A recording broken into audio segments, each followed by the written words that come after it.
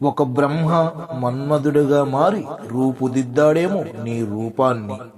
ఒక శిల్పి నిరాహార దీక్ష చేసి మరి చెక్కాడేమో నీ శిల్పాన్ని. రంభా ఊర్వశి మేనకలు దగ్గరుండి మరి దిద్దారేమో నీ దేహాన్ని. నీ ముక్కు మీద కోపమే తెచ్చిందేమో నీ మొహానికి అంత అందాన్ని. రాజులా బతికే సింహాన్ని చూసి నేర్చావేమో గర్వం లేని గౌరవాన్ని. పోరాడే పులిని చూసి నేర్చావేమో ప్రేమించిన వారి కోసం పోరాడే తత్వాన్ని. ఒక ప్రియురాలి కోసం తీసి చూపావేమో నీలో దాగి ఉన్న అనంతమైన ప్రేమని.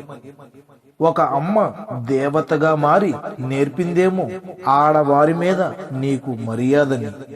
ఒక నాన్న భుజాల మీద కూర్చొని మరీ నేర్చుకున్నావేమో అందరికీ ఎలా పెంచాలో అని మంచిని. నీ కంటిలో దాగి ఉన్న మరుపుతోనే దోసేస్తావా ఎదుటివారి హృదయాన్ని. నీ మధురమైన మాటలతో మైమరిపిస్తావా ఎదుటివారి మనసులని. ఏది ఏమైనా మేము ఇష్టపడుతున్నాము ఆంధ్ర అందగాన్ని, తెలంగాణ సుందరాంగుణ్ణి. ఫ్రెండ్స్, రిషి మీద రాసిన ఈ కవిత మీకు నచ్చినట్లయితే ఈ వీడియోని ఒక లైక్ చేయండి. అలాగే రిషి మీద మీ అభిప్రాయాన్ని కింద కామెంట్ రూపంలో తప్పకుండా తెలియజేయండి. మరిన్ని మంచి కవితల గురించి అయితే మన ఛానల్ తప్పకుండా సబ్స్క్రైబ్ చేయడం మర్చిపోకండి. Okay friends, bye friends, have a nice day.